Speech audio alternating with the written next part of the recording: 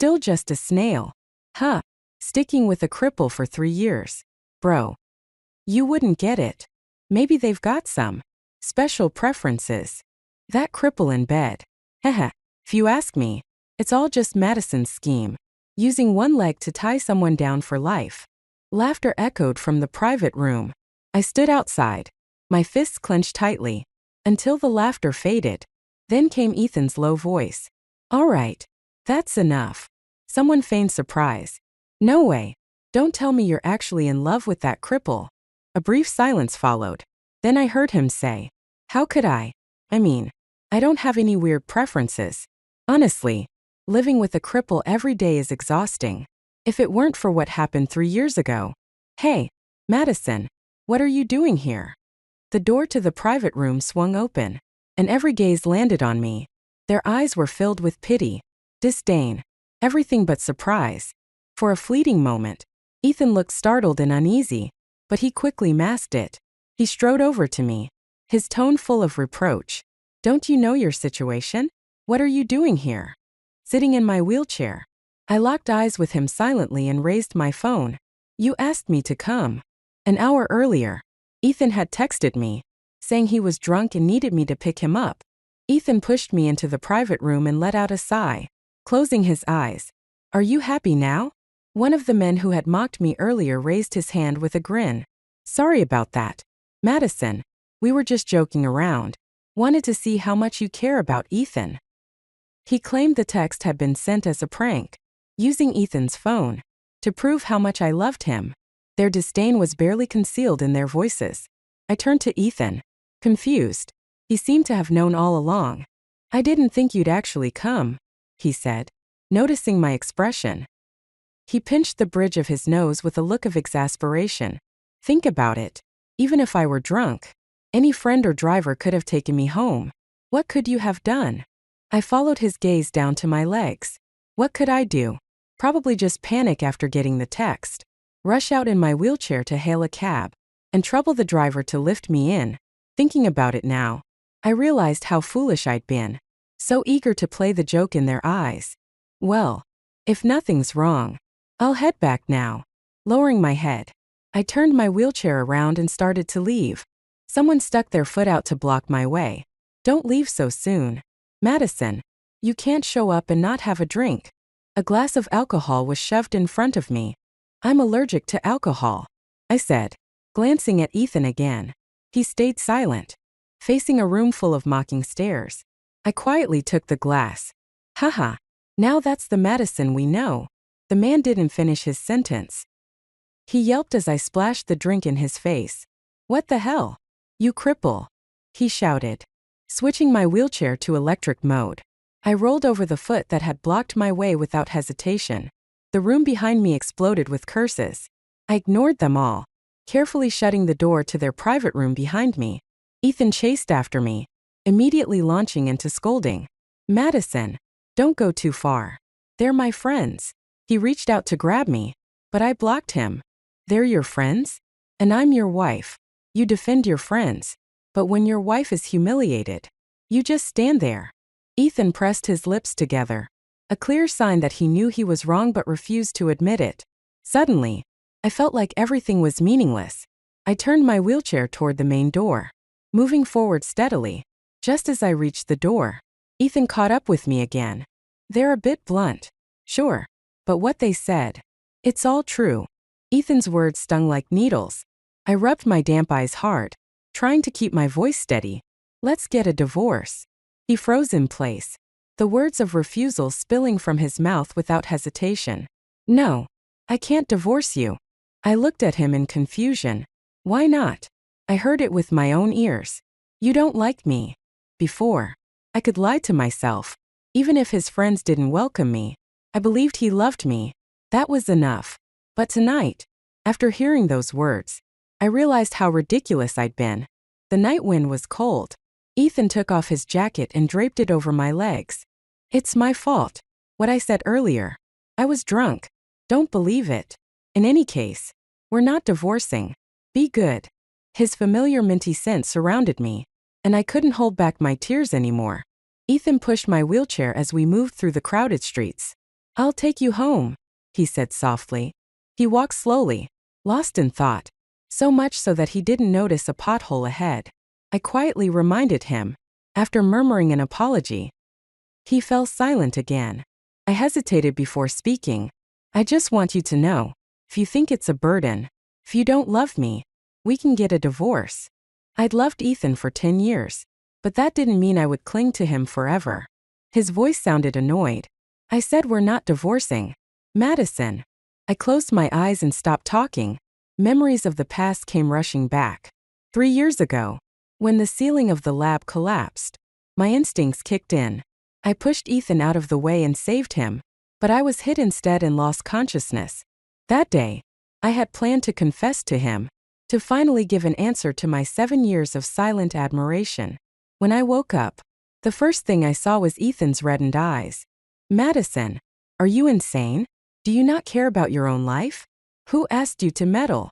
I opened my mouth, but my throat was too dry and hoarse to speak.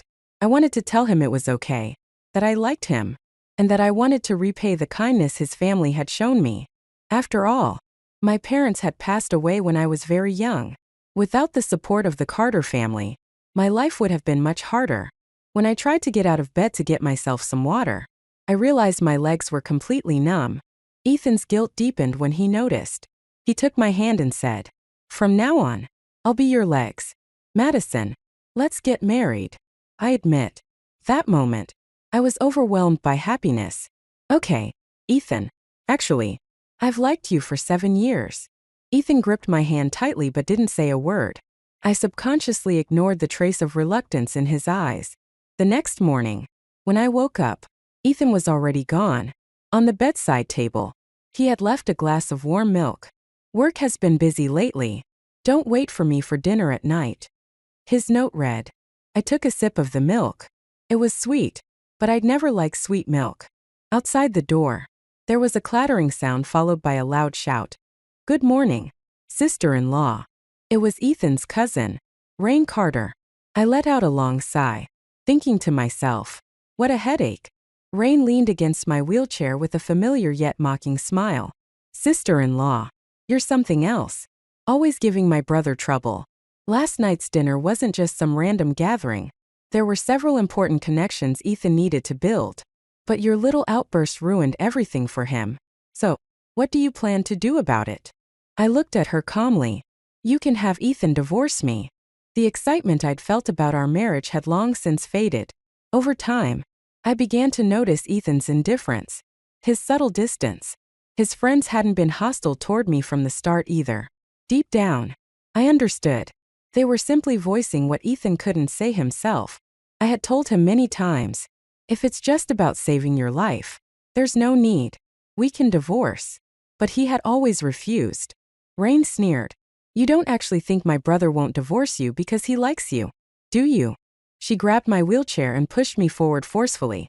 I tried to resist, but it was futile. What could someone like me, bound to a wheelchair, possibly do? Leaning close to my ear, she laughed softly. "Come on, I'll show you something entertaining." Rain's entertainment turned out to be Ethan on a date with another woman. Through the glass window of a couple's restaurant, I saw Ethan gently brushing aside strands of the woman's hair. The tenderness in her eyes was almost overflowing. Rain pointed at them with her chin. "See that? That's the person my brother actually likes." I couldn't understand. Then why doesn't he just divorce me? I'm not the one clinging to him. Rain scoffed, frustrated. "Isn't it because you shamelessly used the whole saving his life thing to trap him? If he divorces you, what will people think of him? An ungrateful bastard? Stop pretending to be so generous. This is exactly what you planned all along." I didn't understand why everyone thought I had schemed against Ethan. I lost my legs, but he lost his freedom. The people inside were so engrossed in their conversation that they didn't notice me just outside the window. I smiled, wheeling myself closer and lightly tapping on the glass. Rain hadn't expected me to do that and froze. "What are you doing?" she hissed. It was laughable. She'd brought me here to see this but expected me to silently stew in misery afterward. She had no time to stop me. The two inside turned and saw us. Panic flashed across their faces. Ethan was in front of me within moments. "Madison, Let me explain. He began, but he didn't seem to know what to say. His eyes darted toward Rain in frustration. Who told you to bring her here? Rain pouted, looking indignant. I was just trying to help your poor wife. You two are the ones who've been in love for years. I froze in place. In love for years? Before confessing to Ethan back then, I had cautiously asked if he had a girlfriend. His answer had been no. If he had, I wouldn't have found the courage to say anything. Madison, go home, Ethan said, scolding Rain before hurriedly calling a cab for me. Wait. I raised my hand to stop him. I'd like to have a chat with the young lady inside. Madison. Ethan frowned, his displeasure evident. I gently pulled his hand and smiled. You'd better let me. Otherwise, I won't hesitate to shout homewrecker. Right here on the street. I am a disabled person. Over the years, I've grown used to the same kinds of looks. They no longer bother me. The only ones who should feel ashamed are people like you. Ethan's frown deepened, but it was clear he cared about the woman inside. The next second, he pushed my wheelchair into the restaurant. Ethan, is this your wife? The woman inside seemed to know about me already. She rested her head on one hand, smiling at me. Hi, I'm Sienna Lynn, Ethan's first love. She was just like the others, pretending to be kind, yet brimming with malice. Ethan, why don't you and your cousin take a seat nearby? I'd like to have a word with Miss Madison, she said with an air of authority. With just a few words, she had taken control of the situation.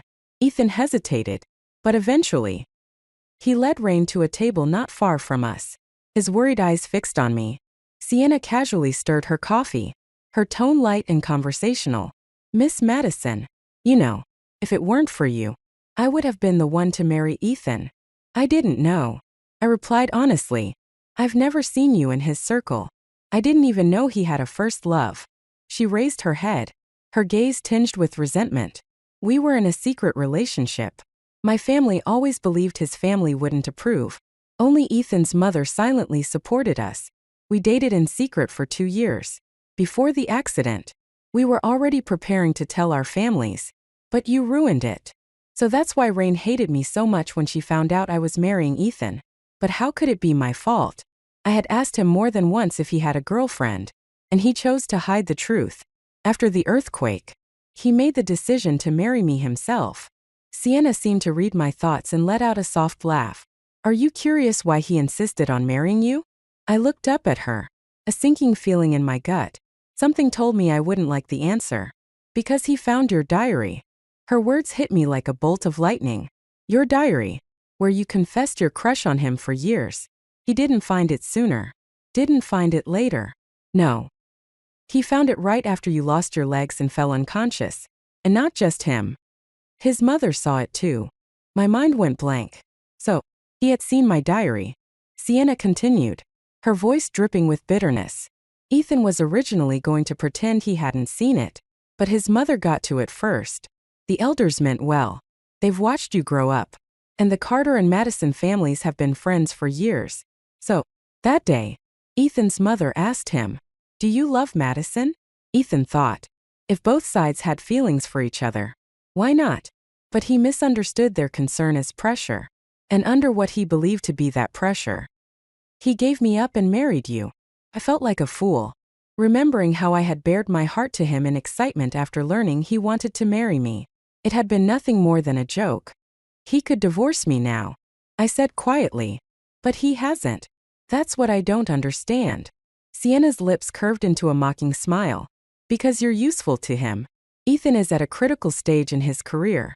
If people found out he abandoned the woman who saved his life, what do you think they'd say about him? Miss Madison, you've already made things difficult for him once. Don't make it harder for him a second time. Okay, someone as cunning as you. It wouldn't surprise me if losing your parents was karma. I couldn't hold back anymore.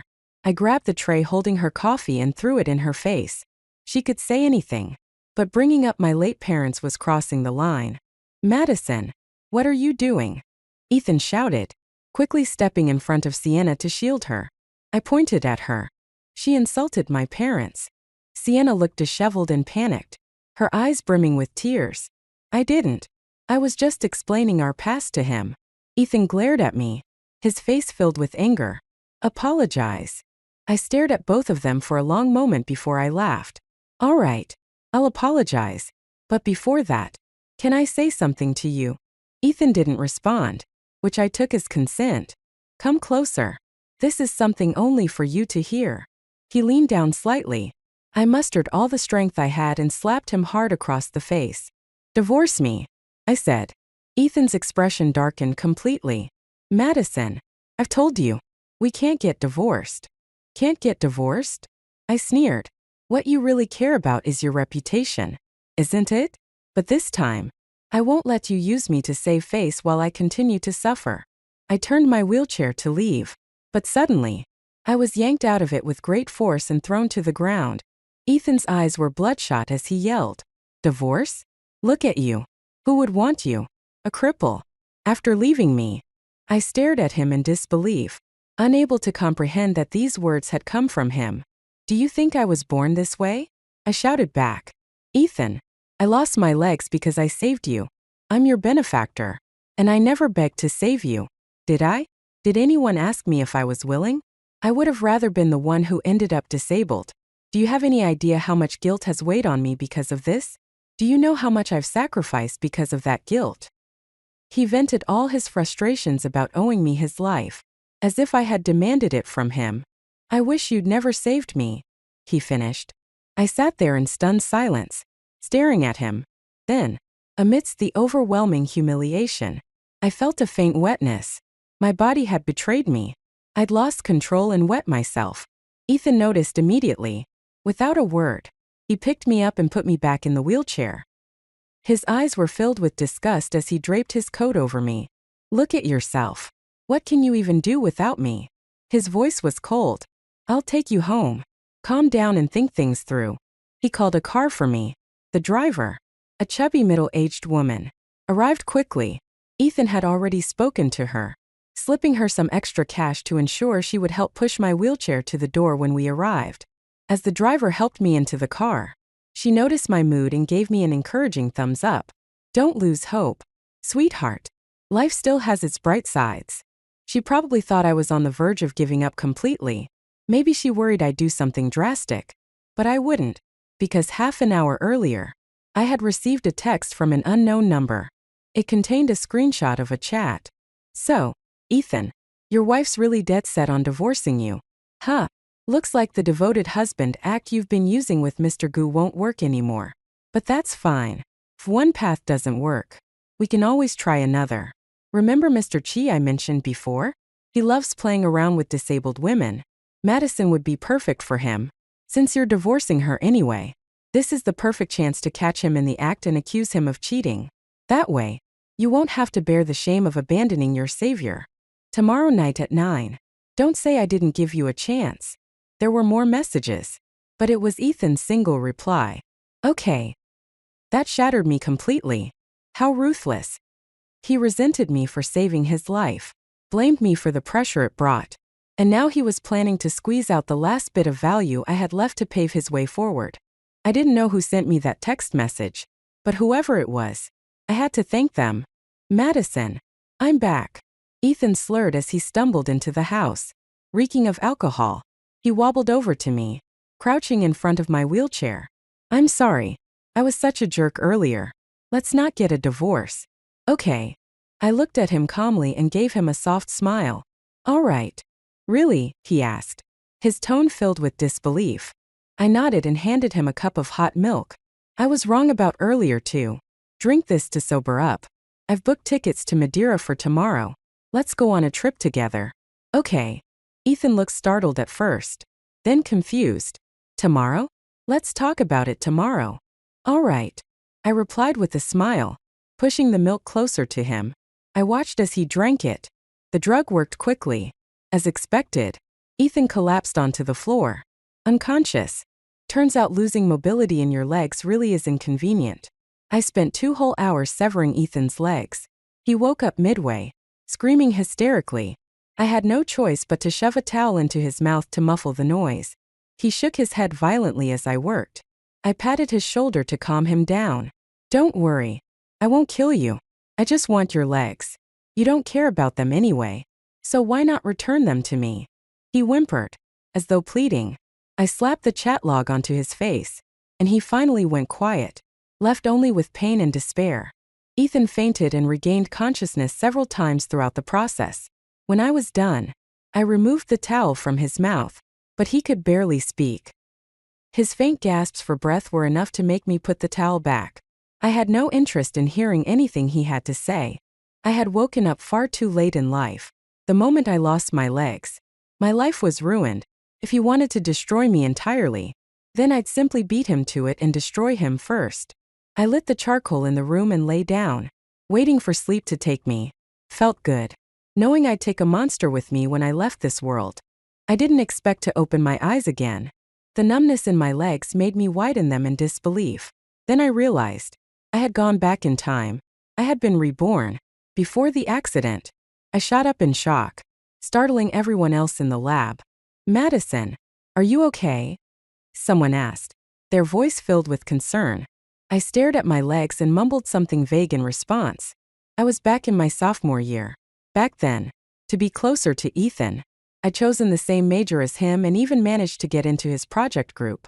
But that accident had forced me to abandon my studies entirely. Feeling the strength in my legs now, I trembled with excitement. There were still 10 minutes before the ceiling would start to collapse. Last time, I had risked everything to push Ethan aside, only to be crushed by the falling debris myself.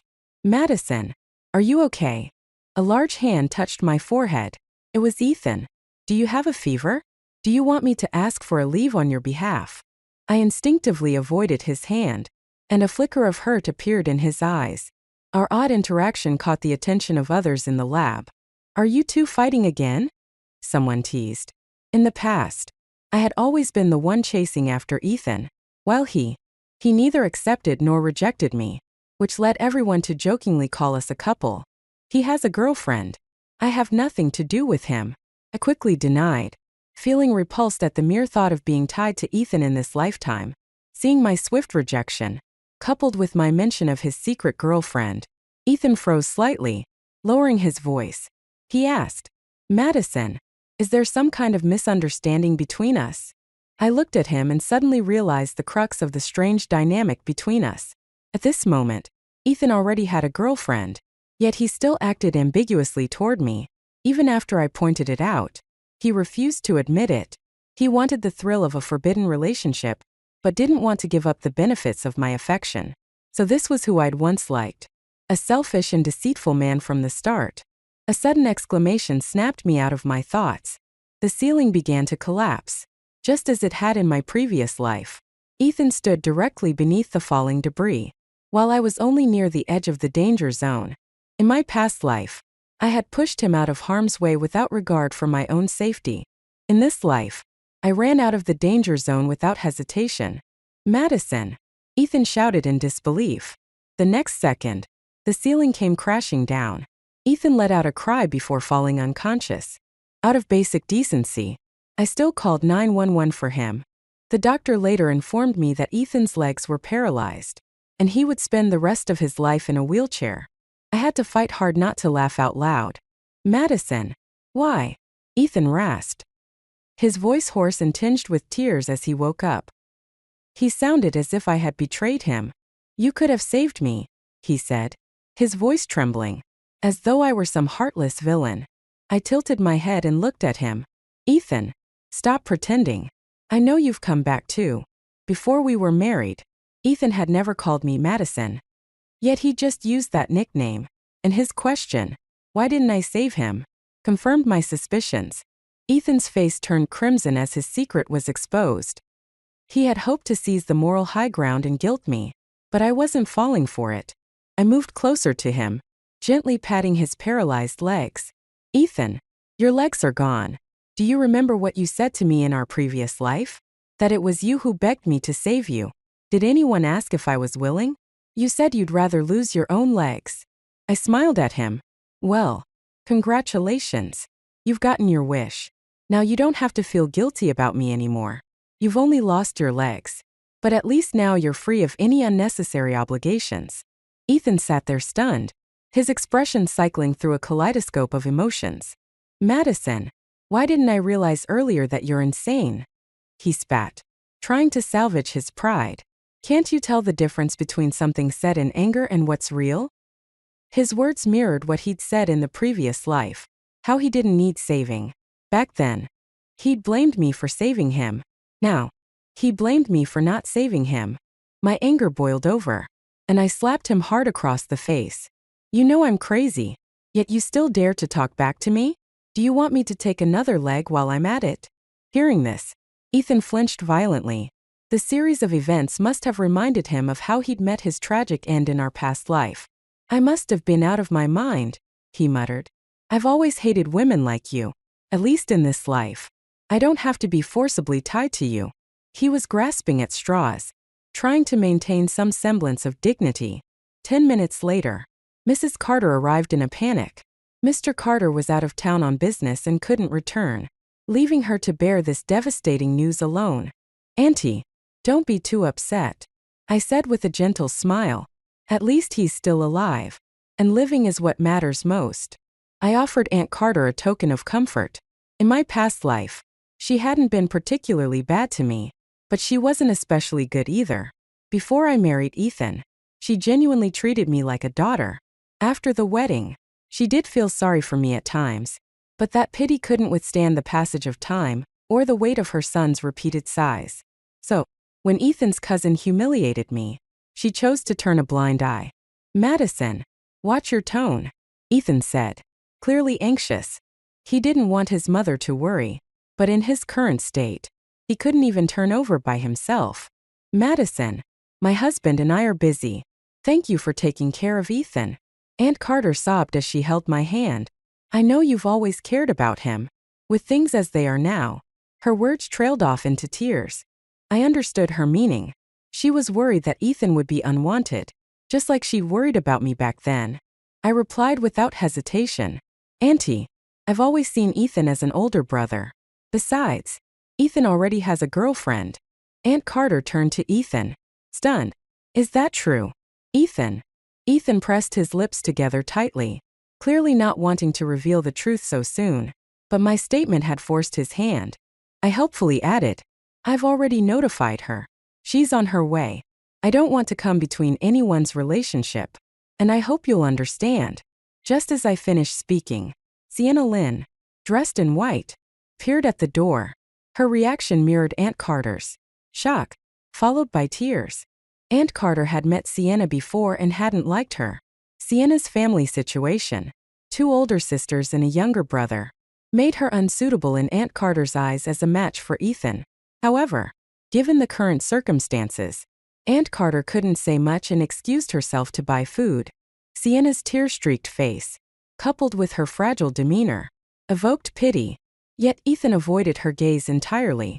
Madison, you shouldn't have called her here, he said, his voice laced with frustration. In my condition, how could I? He stopped mid-sentence as a faint yellow stain spread across the bedsheet. Sienna instinctively stepped back, her expression betraying a flicker of disgust. Ethan noticed, and his self-esteem took another hit. Madison, he pleaded. His eyes filled with desperation as he looked at me. I remained unmoved. What? Don't tell me you're expecting me to handle this. Your girlfriend is here. Wouldn't it be more appropriate for her to help? Turning to Sienna, I said with a polite smile, Miss Lynn, I've heard a little about your love story. Such deep love must mean you're committed for life. If that's the case, you should start learning how to take care of someone with a disability.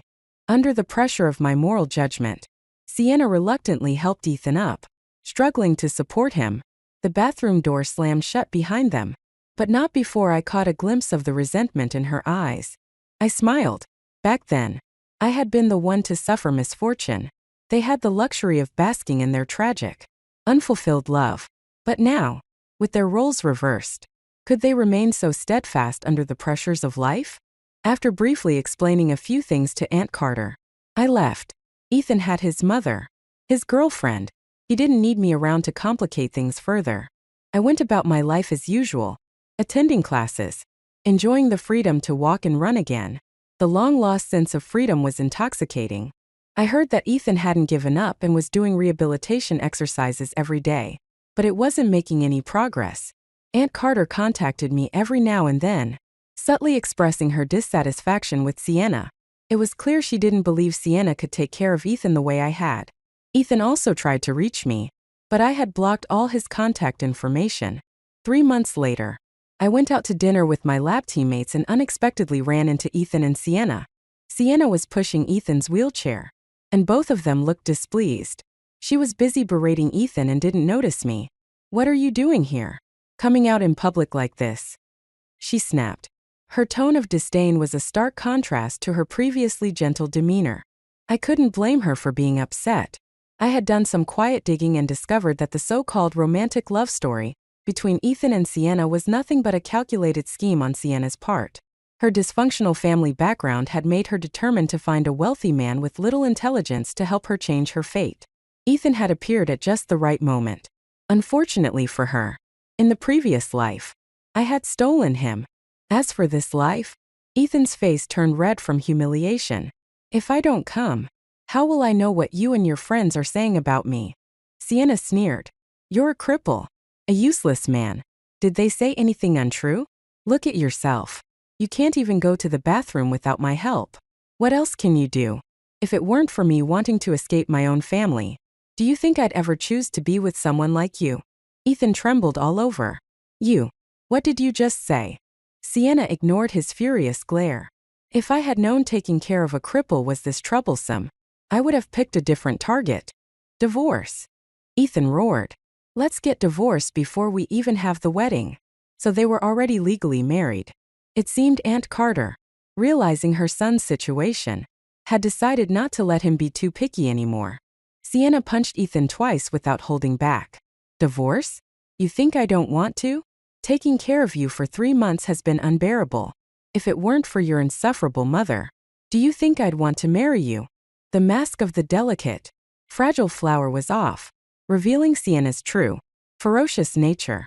But in a way, the two of them were a perfect match. I couldn't help but laugh, and only then did they notice me.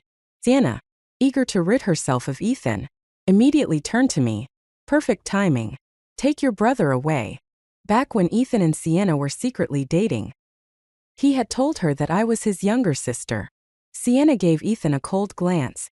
"I'm going back to my party. Don't cause me any more trouble." Without even looking back, she walked away, leaving Ethan and me staring at each other. What he was experiencing now was exactly what I had gone through in my past life. "Ethan, do you still remember what your friends used to say about me?" I asked, breaking the silence.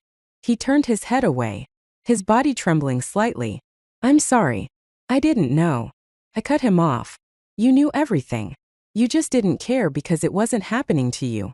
I gave him a faint smile. "All right. Don't be upset. If you ask me, Sienna's treatment of you isn't that bad." "He just insulted you a little," Ethan said, his voice shaky. "At least I didn't send you to some old pervert with special preferences." "Right." I had meant to comfort him with a touch of sarcasm, but his face grew paler with every word I said. "No, Madison, let me explain. I never intended to really hurt you. I planned everything. There was incense in the room that would knock him out before he could touch you. The next day, I just pretend." He was rambling, trying to justify himself, until my cold, piercing gaze silenced him. Actually, that time, I think I had already started to love you," he stammered. I slapped him with all the strength I could muster. Once didn't feel like enough, so I hit him again and again. "Love?" I asked, my voice trembling with anger. "How dare you even mention love? You offered me to another man and called it love? You let your friends humiliate me and called it love? You wanted the best of both worlds. And that's your idea of love? No, Ethan, you didn't love me. You were just desperate after realizing you were crippled. Your so-called perfect Sienna no longer loved you, so you settled for someone who would devote themselves entirely to you. You're selfish, Ethan, and you don't deserve love." After that day, Ethan never came looking for me again. My life, on the other hand, grew more and more carefree. Occasionally, people would bring him up in conversation, telling me how miserable his life had become. I heard that in front of Aunt Carter.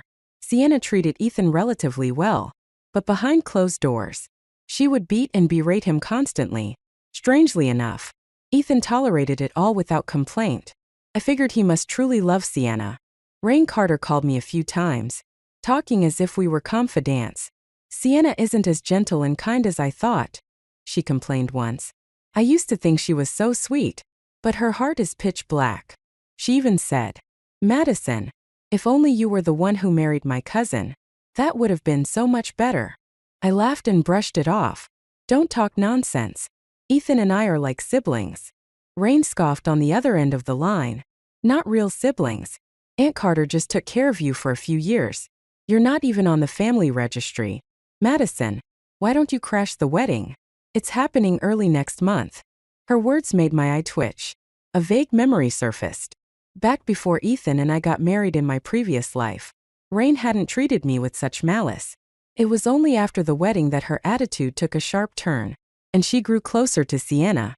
Now that Sienna was the one marrying Ethan, I couldn't help but wonder if something else was going on.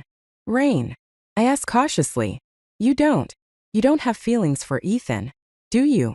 There was a brief silence on the other end before Rain quickly denied it. What? How could I like him? He's my cousin. After a long pause, she added in a quieter voice. Okay, maybe a little, but he's my blood relative. There's no way it could ever happen. That's why I just want to find him a good wife. Madison, she continued, are you sure you're not reconsidering him? I chuckled lightly, brushing her off with vague pleasantries while saving the recording of our conversation.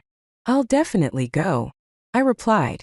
Rain Carter let out an excited cheer. A month later, I showed up at the wedding.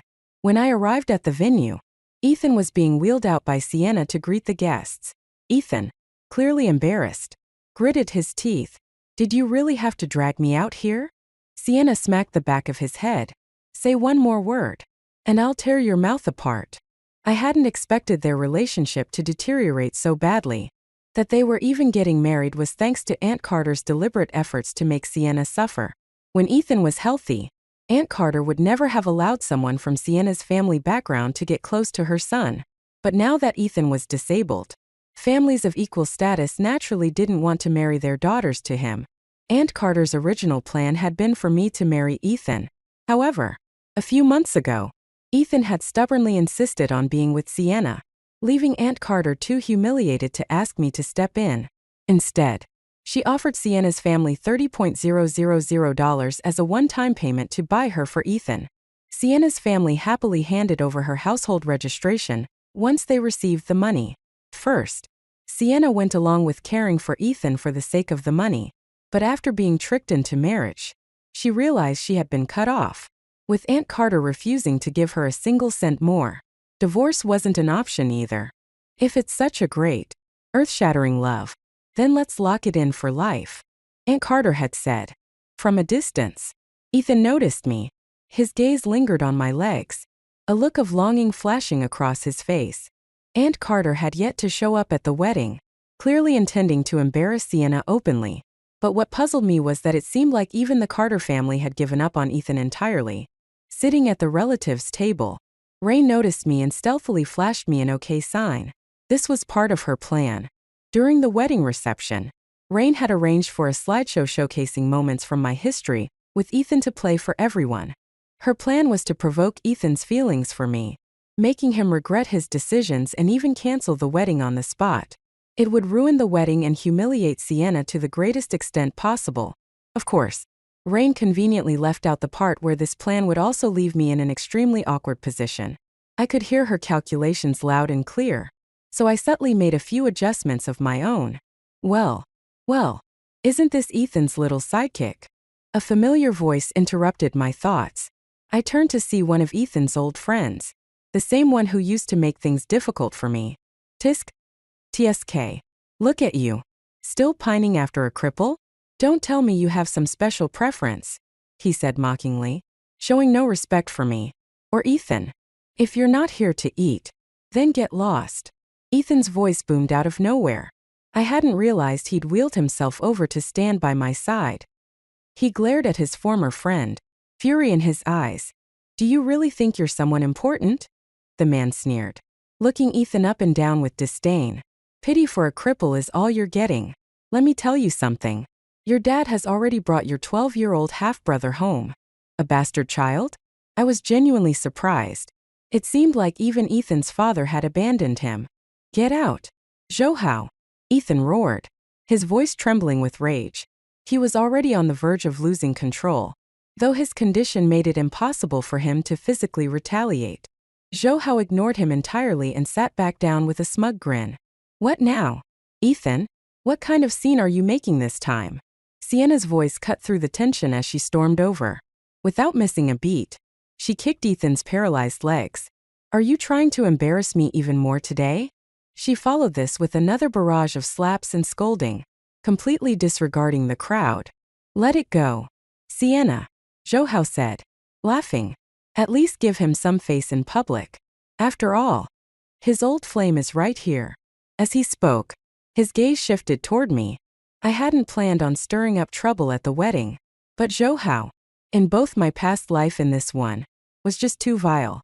I grabbed a glass of red wine from the table and threw it straight at him. As he stood there, stunned, I warned him coldly. Insult Ethan all you want. That's your business. But watch your mouth when it comes to me. Otherwise, I won't hesitate to reveal all those dirty deals you've been hiding from the Carter family. Like how you introduced girls to that perverted Mr. Lin. In my past life, Zhou had a habit of introducing women to older men with disturbing preferences. That same Mr. Lin was the one he had arranged for Ethan to meet. Hearing me mention Mr. Lin, Zhou immediately went pale and shrank back like a frightened quail. Madison, Ethan choked out, his voice trembling. I'm sorry. I really didn't know how terrible life as a cripple would be. Before he could finish his apology, the big screen in the room suddenly interrupted him. Rain Carter stood up, clearly excited. Madison, why don't you just crash the wedding? Next month. Rain. I interrupted her sharply. Don't tell me you. Of course not. I couldn't possibly like my cousin. Rain stammered, her voice high-pitched and defensive. After a moment, she added, okay, maybe just a little. But he's my blood relative, so it's impossible. That's why I just want to find him a good wife. Rain's and my voices were broadcasted loud and clear across the venue through the speakers. The wedding, which was already chaotic, descended into complete pandemonium. Rain screamed at the staff to turn off the screen, but before they could, Sienna rushed at her and began hitting her. Sienna's curses and accusations rang out loudly, and even with several people trying to hold her back, no one could stop her. I couldn't help but marvel at the irony. Sienna had grown up in a rural, male-preferential family. How could she ever have been mistaken for a delicate, innocent flower? Remembering her composed and serene demeanor during our earlier conversation at the restaurant, I found the contrast almost laughable. Taking advantage of the chaos, I quietly left the venue. Behind me, Ethan's voice called out to me repeatedly. What happened afterward? I only learned through others. Rain's inappropriate feelings for Ethan were exposed, leading to a massive family argument between her parents and Ethan's father. They were convinced Ethan had crossed some boundary, prompting Rain's misguided affection. Already disappointed in Ethan, Mr. Carter completely gave up on him. Even Aunt Carter reluctantly abandoned him. It was easier for them to focus on raising Ethan's half-brother, whose mother had passed away years ago. They reasoned it wasn't too late to develop a bond with the boy and groom him as their heir. As for Sienna, her reputation was in tatters. Her public outbursts earned her the nickname the Shrew, and she found herself on the verge of being ostracized. She wanted a divorce, but the Carter family wouldn't let her go. They blamed her for Ethan's downfall, insisting that if she hadn't bewitched him, he and I would have ended up together. In their eyes, with my feelings for Ethan, I would never have hesitated to save him in that accident. They believed that if I had lost my legs instead, Ethan would have married me out of gratitude, a move that would have garnered public sympathy for the family. Their selfish logic left me utterly disgusted. Whatever lingering sympathy I had for the Carter family evaporated completely. 6 months later, Ethan took his own life.